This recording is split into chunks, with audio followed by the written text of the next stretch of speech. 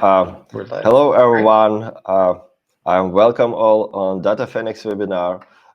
Today, we'll speak about computer vision. And with us, Jacob Marks. He is ML engineer and developer evangelist at Voxel 51. And he will talk about how you can use 51 plugins for create your customized uh, computer vision application in more interesting way. So before I give to him microphone, I want to say that you can ask the question using Slander. We will answer for all your questions in the end of Jacob presentation. So Jacob, I give to you microphone, your stage. Awesome. Awesome. Thanks so much. And thank you for having me. It's a pleasure to be here. Um, so today we're going to be talking about building custom computer vision applications with 51 plugins. So for those of you who don't know what 51 is, we'll talk about that. We'll talk about what 51 plugins are, and then we'll talk about how they can be useful to build customized applications. So starting with just brief background, who am I? So my name is Jacob. My background is actually in math and physics. I finished my PhD about a year and a half ago, and I transitioned into machine learning and computer vision around then. And since then, I've been at Voxel 51, which is a company focused on data-centric AI and computer vision. And I've been a machine learning engineer and developer evangelist. Who is Voxel 51? So we are the lead maintainers and the creators of the open source 51 toolset.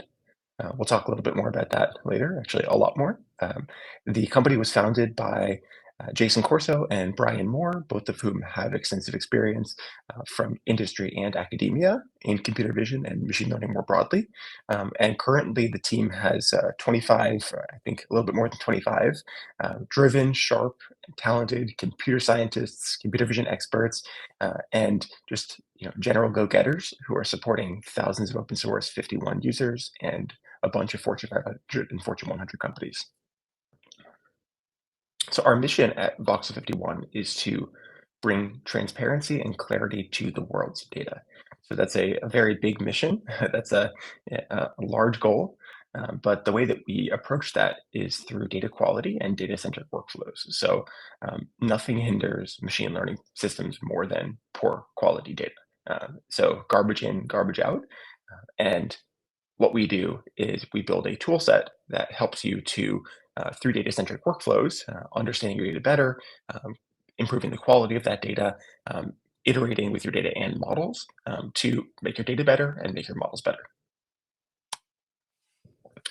Now, today's talk is going to be about something slightly different, which is enabled by the 51 platform, the 51 toolset, but it's actually a little bit more geared towards creating applications. So on the left here, we have a demo from Hugging Face Spaces. So this is using Gradio, and it shows just what it looks like to have the Fuyu 8B model from Adept that just came out, where you put in an image and you ask a question, and then you get an output. And the output is great because it's Fuyu.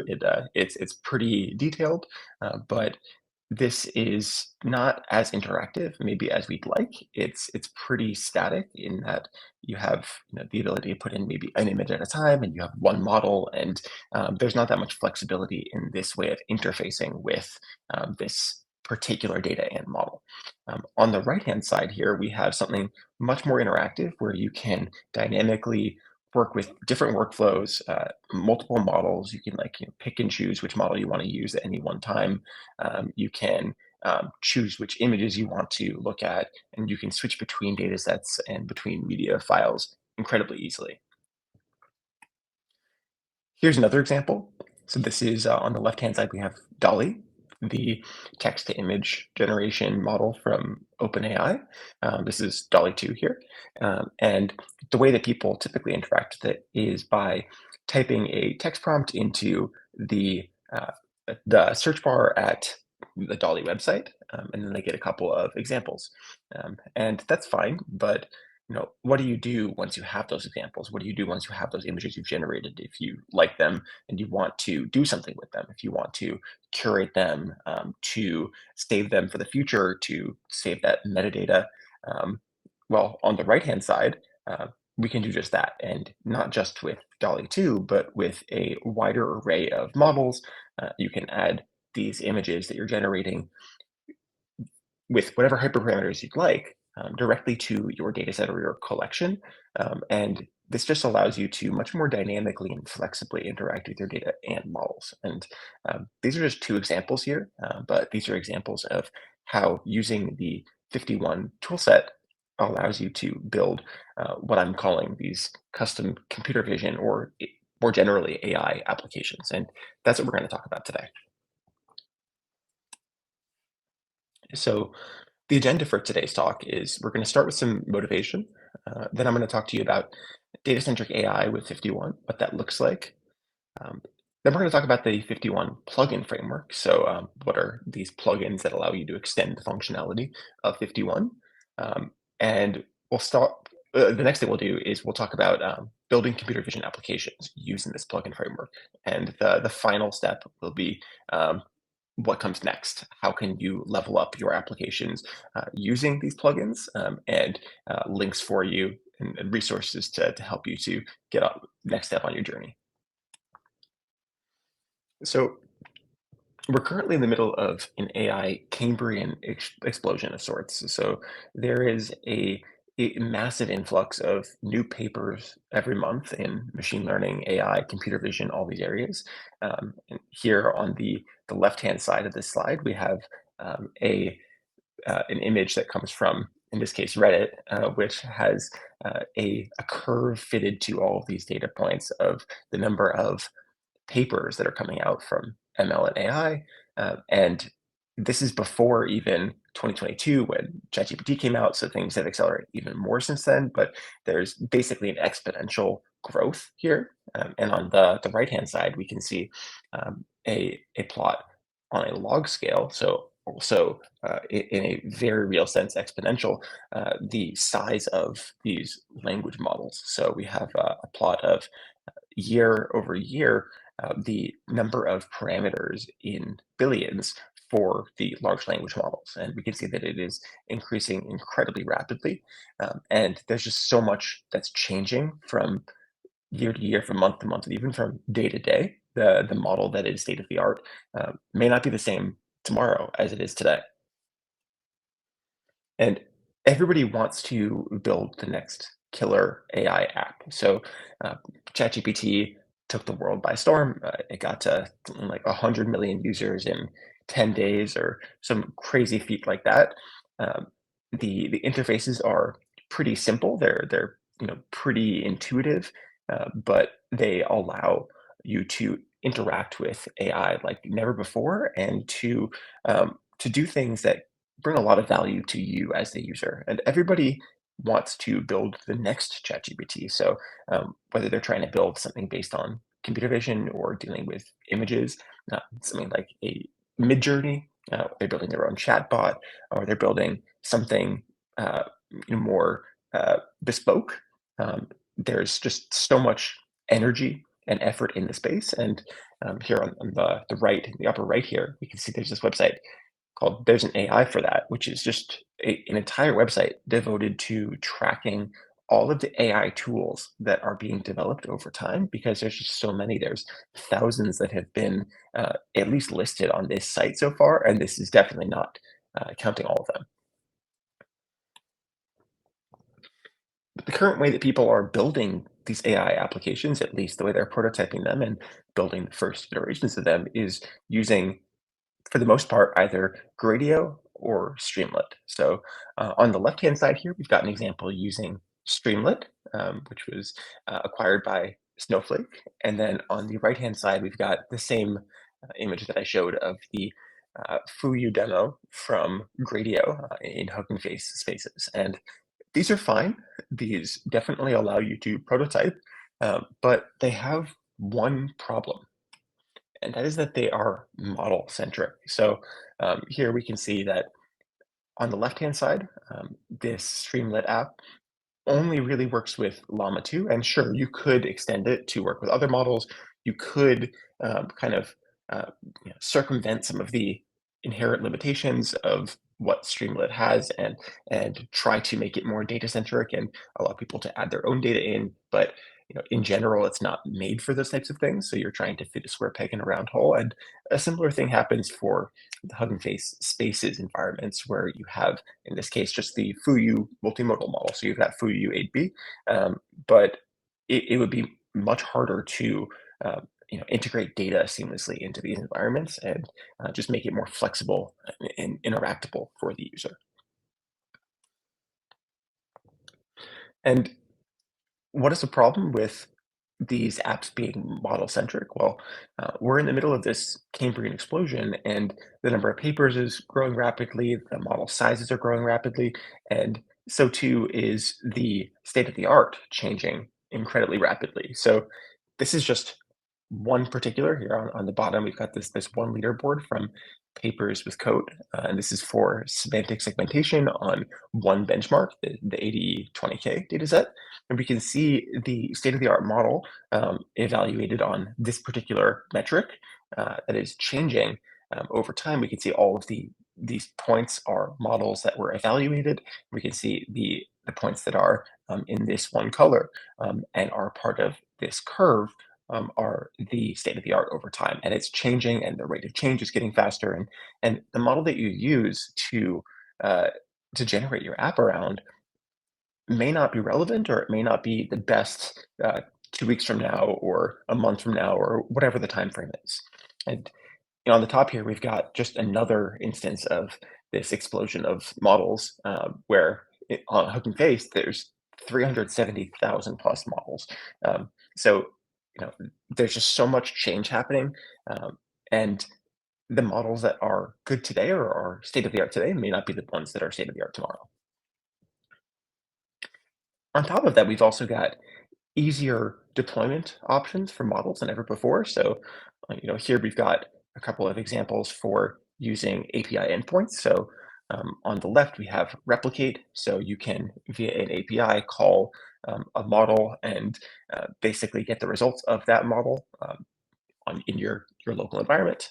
And then on the right, we have things like inference endpoints and using fine-tuned models. So the inference endpoints is from Hugging Face, and then fine-tuned models are from OpenAI here. So you can, for the most part, with a lot of state-of-the-art or high-quality models, you can really call these models via an API endpoint and get the results locally. So that takes a lot of the difficulty out of working with models. And the same is true for serving models locally. So here's just a couple of examples.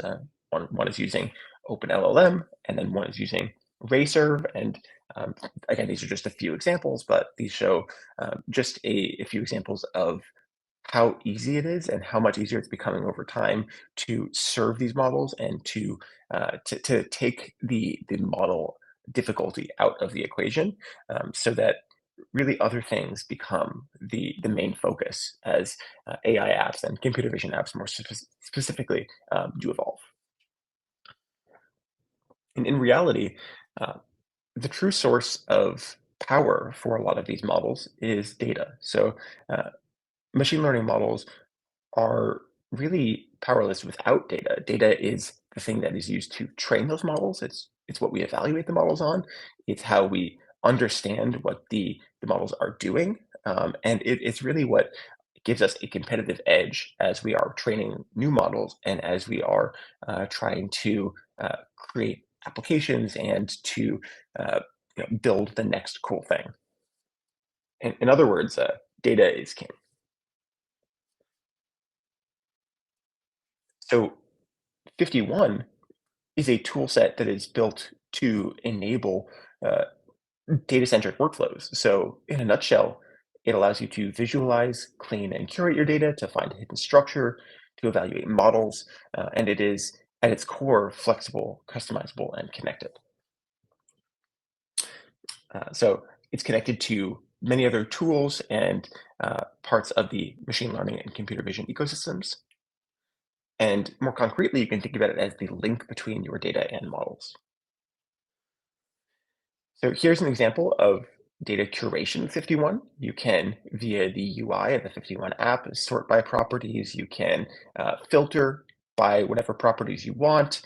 You can either filter by labels or use sliders to filter by floats or whatever you'd like.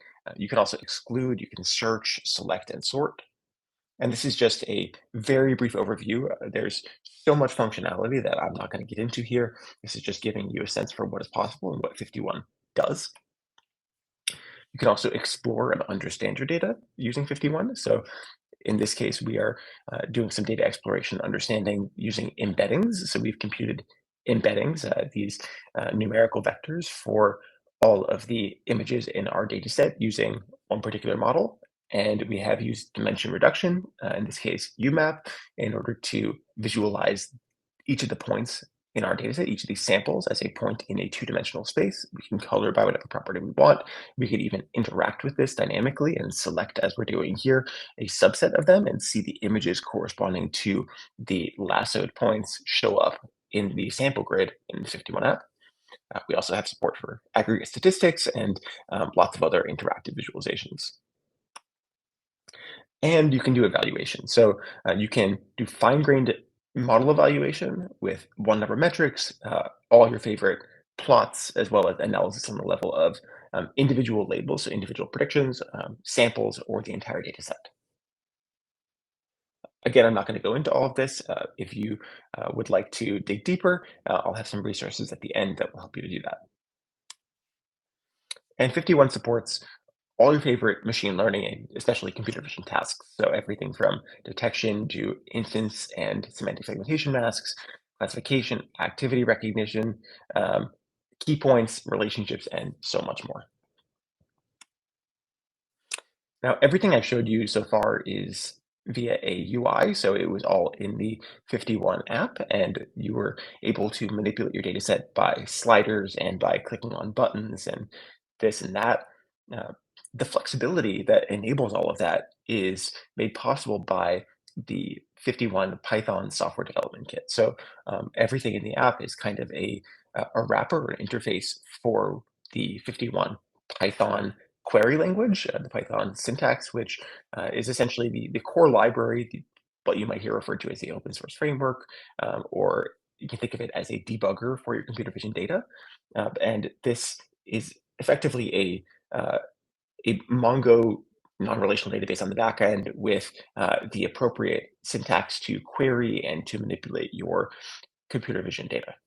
So here in this example, we can see we're importing 51. We're creating a data set, we are creating a sample, we're performing some actions on those samples, adding the sample to the data set, and so forth and so on. And this Python code, the Python SDK, is incredibly flexible, and it really serves as a foundation for 51 and all of the functionality and flexibility within 51. And it allows you to do so much. So it's so flexible, in fact, that we got requests from a lot of our users, some open source, some enterprise, to build out and to incorporate a ton more flexibility and functionality into 51. And we did just that. So here's an example of adding a semantic search button into the 51 app. So here we can click on this magnifying glass and we can sort by similarity to a text prompt that we're entering. In this case, we're going to enter animals here. We can choose what similarity index we want to use, and there's support for vector databases on the back end, Quadrant, Milvus, Pinecone, and LanceDB. And you can find the samples that best correspond to that text. And this is using multimodal embeddings here and doing a query on your similarity index of image embeddings with the text embedding of the queried text. So you can add a button, you can perform these custom workflows on the back end. Sometimes the functionality requests that we got from users involved building custom visualizers. So here is an example of a 3D visualizer that allows us to work with point clouds, so LiDAR and radar data, as well as 3D bounding boxes. And you can work with these in the context of groups or scenes that allow you to organize your data in related media groups. So here we're actually working with a couple of images and a 3D point cloud sample from the new scenes, or from the kitty dataset in this case. And sometimes it was a request for more uh, filtering functionality. So here we have a map, and this is a map that is located around Manhattan right now, and we are basically clicking and pointing to these regions to select a little area within Manhattan, and we are finding all of the images within that area. And so the images corresponding to that little area that we have selected are showing up in our sample grid. So this is using geodata, and we have like integrated seamlessly with that, with the visualizer for the entire data set, in the same way that we had a visualization for the entire data set in the embeddings visualization we were looking at earlier. And these are just all different types of extensions that you can have to FiftyOne, and these are things that we were building in, either we or some of our open source users or other users built in over time. And that's great, but something became clear, and that is that there's no way for us to build all of the possible extensions that people could want to build, because the space of computer vision and AI workflows is just so large, and it is growing and changing so rapidly. So something became clear, and that is that we needed to, instead of trying to build all of these, we needed to direct our efforts more towards building a flexible framework for essentially extending FiftyOne as you choose. So we directed a lot of our effort after this to building out the FiftyOne plugin ecosystem and plugin framework that allows you to customize the FiftyOne experience for your particular workflows.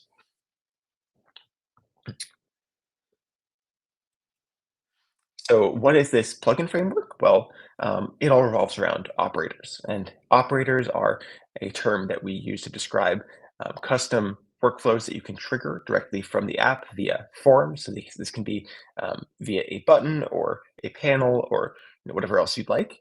They're modular, so you can basically write individual operators, and then you can compose them. They're interoperable between Python and JavaScript. They have a rich type system, so there's built-in support for a large range of types, all of the types that you would naturally expect of a type system. And you can do this either asynchronously or not. And you can also delegate execution to happen either basically at a later time. So you can have everything happen in real time while you are in the app, or you can have it happen as a job queue and then launch later, either from this machine or from another machine. So these operators form the atomic elements, or the basis for our plugin system, and you can build plugins out of either Python or JavaScript or both. So you can have custom components in panels that you define in JavaScript and really reuse TypeScript code. You can also create Python only plugins out of Python operators, or you can create plugins that have both. How are we doing on time, by the way? Are we doing all right? Yeah, we're okay. Yeah, everything good? Yeah. Great. Awesome. So, I'm just gonna tell you a little bit about the plugin system, and then we'll talk about AI applications and computer vision applications that you can build using these plugins. So, to start out with, we're going to look at a Hello World plugin. So in this case, we have a plugin that is a joint Python and JavaScript plugin that is built out of two operators. And every Python plugin needs an init.py file, which that registers and defines all the Python operators. So this is what the Python code looks like. We basically have a class that wraps the operator, and we can define its configuration, the input that it takes, what happens when we actually execute that operator, and what it spits out as output. And here, what is this doing? Well, the execution here is going to look at, okay, is the target a data set or is it a view? And then we are going to, depending on what that target collection was, we're going to return the count. So this is the sample count of either the entire data set or the specific view, the filtered view into the data set that we are looking at. This is what the TypeScript code looks like for the Hello World plugin. So this is the JavaScript part of the equation. And here we have traditional imports, and apologies if my terminology is not exactly correct. I'm not a JavaScript or TypeScript developer by trade. So this is all relatively new to me, and something that's incredibly cool about this is that you can build these plugins without really knowing a lot of JavaScript. So we export this function hello world, which has a executor that uses this operator executor for the hello world / count samples. So basically this is using the Python operator we just defined. And that's actually what we see down here. We have, when we click on the button within the panel that we have generated, it is running this operator, this Python operator that we defined, and returning the result. And we also have a JavaScript operator that we are defining here. So this is an operator down here. This alert operator extends the class operator, and we have a config, and we have an execution, and so forth. And this is going to generate an alert. So you can also combine this in a custom component, a custom element. So here we are importing the Hello World code that we just generated into this Hello World plugin TypeScript file, and we are registering a component, basically a new panel, and you can customize this panel however you'd like. It's basically a blank canvas for you to write your own user interactions, and you can do this using Material UI React components. You can do this using HTML, whatever you'd like. And we also have this concept of an activator. So these plugins, these panels and elements that you are creating are actually only going to be active and can only be used depending on custom conditions that you specify. And the final step for every plugin is a YAML file, which basically defines the plugin. So it gives you the plugin name, some additional details like description and version, the requirements, and then it registers or lists the operators. So in this case, we have both the Python and JavaScript operators, the count samples and show alert. That's it. This is all that you need to know to get started with the FiftyOne plugin framework and to start developing your own data-centric AI applications. So how flexible is this? Well, you can define the UI, and here we're actually looking at a plugin. This is an operator for building components, and so this is something a little bit meta because I built this UI to help other people to build their UIs. So you can, by pointing and clicking, actually decide and design what the form is that you are going to be giving users. So on the top here, we can see we're selecting between radio groups, Booleans, floats, or messages, what these different types are. Once you've selected the top level one, you can decide which of the views for each of the ways to display that particular data you want.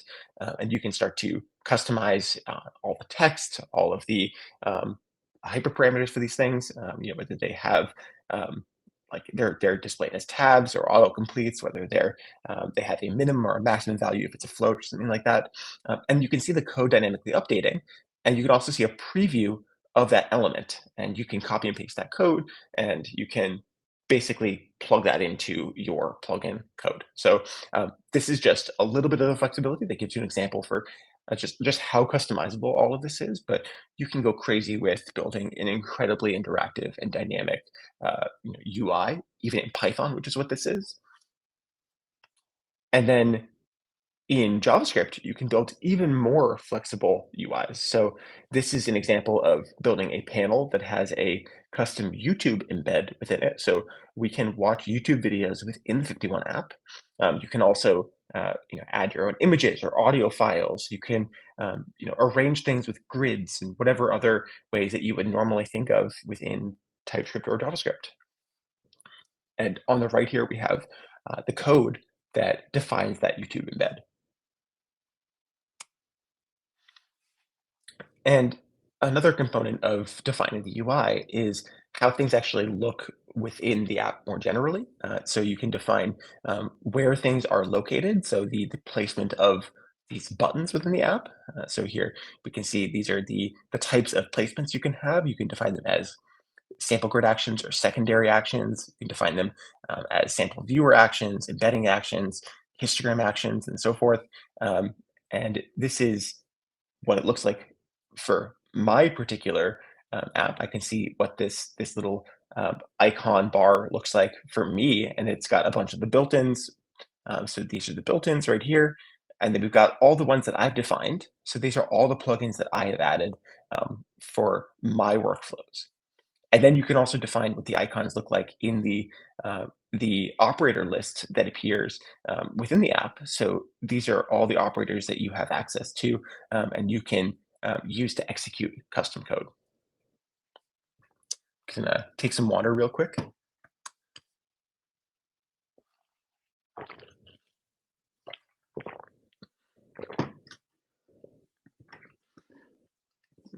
All right, so you can write your plugins out of Python and or JavaScript. You can define the UI and make it as customizable as you want. You can also define custom computations with these operators. So in this case, we are uh, basically, we created a plugin to do interpolation between text concepts. So on the top, we have the sample grid as usual, looking at the Oxford Pets dataset. And on the bottom, we have an interpolation panel, which we have generated, which has this little interpolation icon that I've created using an SVG.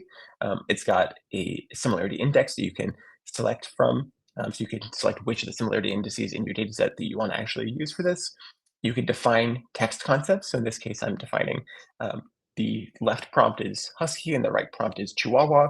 And then I'm going to execute this operator. When I press this button, it's going to do a custom computation for me. And that custom computation, in this case, is going to generate the clip embeddings for the left text and the right text.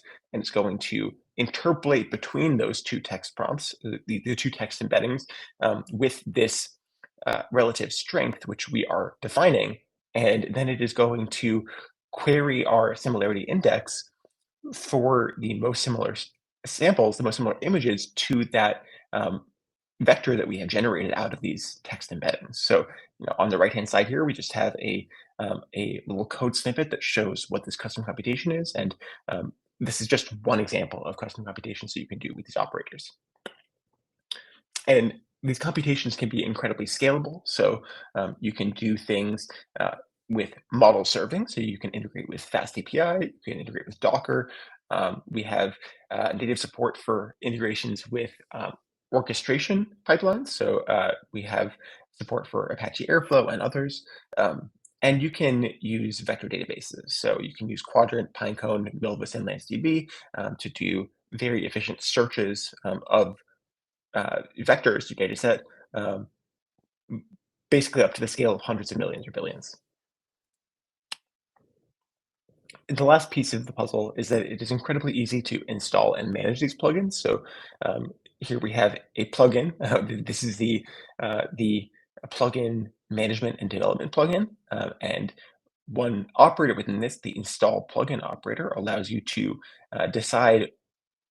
And basically, you can either install from GitHub or from these other tabs, which have lists of plugins that are available in the FiftyOne Plugins GitHub repo in the README there, and they're dynamically generated. So you can install any of them by just clicking on that option from the dropdown here. So you can install things really easily. You can manage them. You can look at what the required versions are. You can add as many plugins as you want at one time, and you can combine them into custom workflows. All right, so that was a lot. We've covered a lot of ground here, and we haven't really gotten into the building custom computer vision applications yet. So what does this data-centric view of the world and the FiftyOne plugin framework and its customizability give you? What does that provide for you in terms of building these applications? Well, I'm just going to show you a few examples of what this looks like in action, just to give you a sense for what is possible. So beforehand, I showed you a GIF of this AI art gallery plugin as well. So this is you could call it a text to image plugin. You can choose between Stable Diffusion, STXL. Now we've added support for SSD1B and latent consistency models, as well as Dolly 2 and VQGAN clip, or sorry, feed-forward VQGAN clip. Um, you can you can basically specify the prompt. You can specify a negative prompt for some of these. You define what the hyperparameters are, the scheduler, number of inference steps, and so forth. And you can add the image directly to your data set. And then if you don't like it, then you can decide to get rid of it. You can delete that and you can move forward. And the cool thing is you are retaining the information about the hyperparameters and what the configuration you use to generate these things are as you're going. And then you can filter by all of those properties moving forward. So you can build out custom AI art galleries incredibly easily. Here's another example. So something that's very popular these days is reverse image search. You might have seen a lot of demos, a lot of Streamlit apps that do things like this, but this is a much more native and sensible way of doing this, where you have the data comes first, and you can drag and drop whatever image you want into the panel, either from a URL or from your local file system, and search for the specified number of similar samples in your data set. So this is incredibly easy to do. In just a few lines of code, you can create a reverse image search application. And you can do this with any of your data sets. You can switch and toggle between your data sets with a couple of clicks, and then you could do a reverse image search on another data set with the same image. So incredibly flexible here. You can also do cross-modal retrieval. So this is similar to reverse image search, except in this case, you can use a different modality of data as the input and find the samples that are closest to that input. So here, hopefully this YouTube video will play. So here we are selecting an audio clip.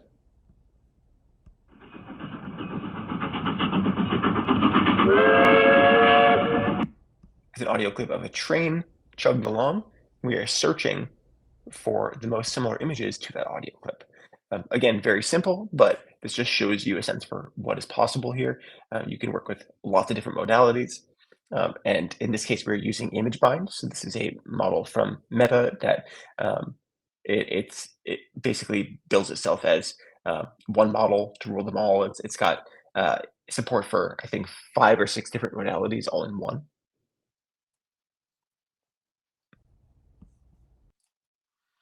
You can also do things like concept space traversal. So this is something that I was obsessed with for a long time. You can start with some image, which you select from your dataset, and then you can add in text concepts one by one and dynamically choose the strengths that you are adding those text concepts at. And uh, as you do so, as you update any of these parameters, you will dynamically search your dataset for the most similar images to this unique combination of image and text concepts. And on the back end, it is every time it refreshes, it is taking the new vector that you have defined with these relative uh, contributions from text and image, and it is doing a query against the similarity index associated with your images. So here we are taking a pizza and we are adding healthy and colorful to it in some combination, and we are seeing the result, which is a fairly healthy and fairly colorful set of food items. You can also do things like semantic document search. So this is something that has also been very popular recently, and for good reason. So here we can add in, for instance, I'm adding in my thesis here just for show. This is my PhD thesis, and we have used a plugin called the PDF loader plugin to load in all of these PDF pages as images. Then we have generated a semantic index on the text blocks, which we have generated using OCR. So there's actually 3 plugins here. There's the PDF loader plugin. There is the OCR plugin, which allows us to generate these localized blocks of text for our documents, and then we have semantically generated an index and are searching the pages and the blocks in those pages of our PDF documents incredibly easily via a simple UI here. And you can add whatever PDFs you want. These can be either things like, in this case, a thesis, or they can be medical records or legal documents, handwritten notes, old contracts, whatever you'd like. And probably the coolest thing about all of these plugins is that you can mix and match them, and you can combine them to create more interesting workflows than you would with just a single Streamlit or Gradio application that is built for one particular purpose. So in this is just one example of how we can combine a bunch of plugins together to create new cool workflows. So here, I'll wait for it to start again, but we're combining 3 together. So we start out by using the AI Art Gallery plugin. We are using a text-to-image model to generate an image from a text prompt. Once we add that image to our dataset, we are using the Fuyu8B model, and we are asking a question. So we're asking it to describe the scene for us, and it is going to generate this really detailed description. And then we are using a zero-shot prediction plugin and specifying the label classes, pillow and lamp, and it is generating segmentation masks for the pillows and lamps in our image right then and there. So again, this is just one example, but it shows you just how nuanced and creative you can get by combining plugins. And the last thing I want to show you is a plugin that we built to help you to make the on-ramp into FiftyOne as easy as possible. And this is Voxel GPT. So it is an AI assistant for computer vision. It helps you to explore your data via chat, not code. You can search the documentation. You can get answers to your complex machine learning and computer vision questions. And all of this is implemented as a plugin in FiftyOne. So you can explore this. Here, let me go back here. You can use this if you go to try.51.ai, then you'll be able to use this. And here it's going to show you just a little bit of how this works. And you can also install this locally. So what's going on here is it's a wrapper around a large language model. In this case, we're using a GPT model, and we're asking it to show all the animals in the data set. It is determining your intent, finding the relevant structure in the data set, and then filtering the data set for you and evaluating that code to give you the subset of your data set that you want. And now you can have a conversation with it. You can ask it to show you object patches for predicted bears here, and it's going to do that. It's going to refresh and give you those examples. And you can continue this conversation. You can mix and match questions about the data set, about the entire FiftyOne query language, or questions that are just general machine learning and computer vision questions. So here we're asking it a question about the FiftyOne query language, and it's going to search the FiftyOne documentation. It's going to give us a result based on that. With sources, of course. And now it's going to generate the answer for a question about general machine learning and computer vision formats and knowledge. So it's going to tell us what the most common bounding box formats are. And this is all implemented as a plugin. And if you want to check out this plugin code, you can go to the GitHub repo for it, which is open source, like everything I showed you today. So this is github.com/voxel51/voxelgpt. And this is probably the most in-depth and extensive plugin that we have. But it just gives you an example of how flexible this framework is, allowing you to build out your own custom AI and computer vision applications. So that's all I have for you. Just want to conclude with some next steps. If you liked the talk today, and if you're excited by the FiftyOne project and using FiftyOne plugins to build your own custom computer vision applications, then we'd really appreciate if you could go to our GitHub repo and give us a star. It's an open source project, and this helps us to keep on going. Would also appreciate a follow on LinkedIn And if you want to try out Voxel GPT or play around with data sets that are publicly accessible, go to try.51.ai, which you can get to by basically scanning this QR code right here. And you can get started working with plugins and playing around. Also happy to provide I will give the links to Dimitro and he will pass them along, how to get started working with 51 plugins. And I'm sure these slides will be made available as well. So that's all I have. Thank you so much for your time. I really appreciate it. And I appreciate you sticking around. Yeah, thank you for your presentation and overview of Voxel 51 and what products you're doing on it. I have one question about 51. Do I understand correctly that it's more for working with dataset and with models which you have, your own models? I cannot add my model in this system. You could definitely add your own model. So most of what I showed you was using models that I added as a third-party user. So you can add them either locally. You can define your own model by basically wrapping a Torch, TensorFlow, or sklearn model in a class for a 51 models. All you need to do is define the predict method. You can also get the results of models via API. So sometimes I was using replicate or OpenAI API keys and calling those models. There's a ton of flexibility here. You can also, if you have the predictions already, you can just add those predictions as fields on your data. Okay, yeah, and for example, I built some plugin and do some search. Can I publish this solution as API maybe, or somewhere where? What will be the next step after creating something in your platform? Great question. Just want to make sure my screen is still sharing with everybody. So this is the 51 plugins repo right here. So this is the home for all things 51 plugins right now. And if we scroll down, there's these core plugins.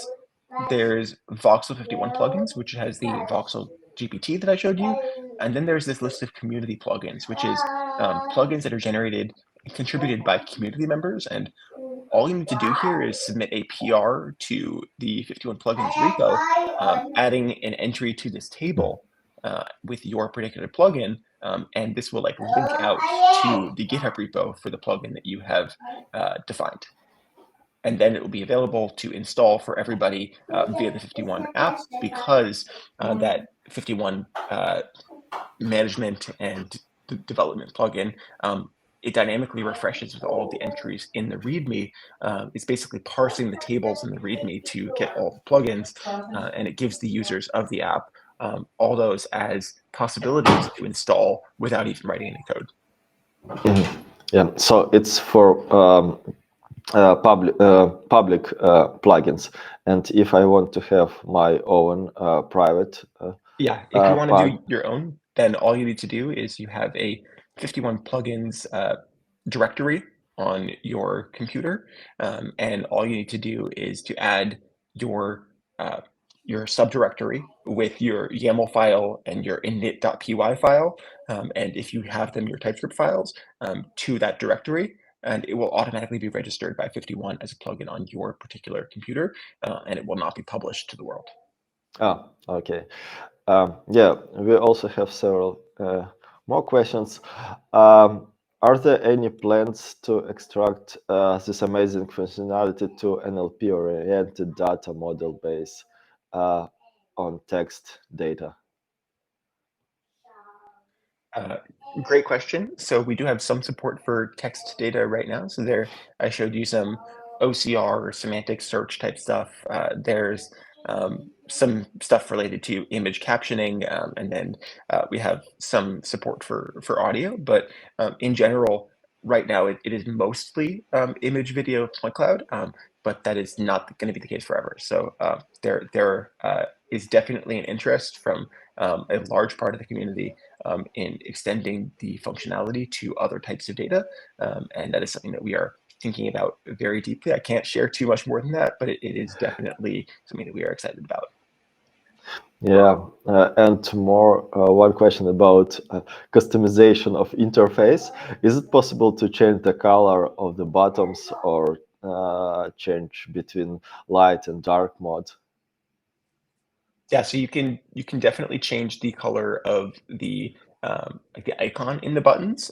So you can define whatever colors you want for that, and then you can also choose light or dark mode. So you can specify that in your app config settings. So if you import 51 and then you look at the 51.app config, then that should be available. You can also have it just match your system settings. So you can if you have dark mode or light mode on your computer, by default, it will use whichever one of those. Yeah, cool. Yeah, so it's possible customize as you want. Good. Thank you for this very interesting presentation again. Thank you for all who was with us today. We'll see all you on the next webinars. And thank you so much again for having me. I really appreciate the invitation, and it is a pleasure to be here and to get to be a part of the Data Phoenix community. Yeah, thank you. If you will have the question in the future, please ask the question in our Slack channel, and we will be happy to answer for them.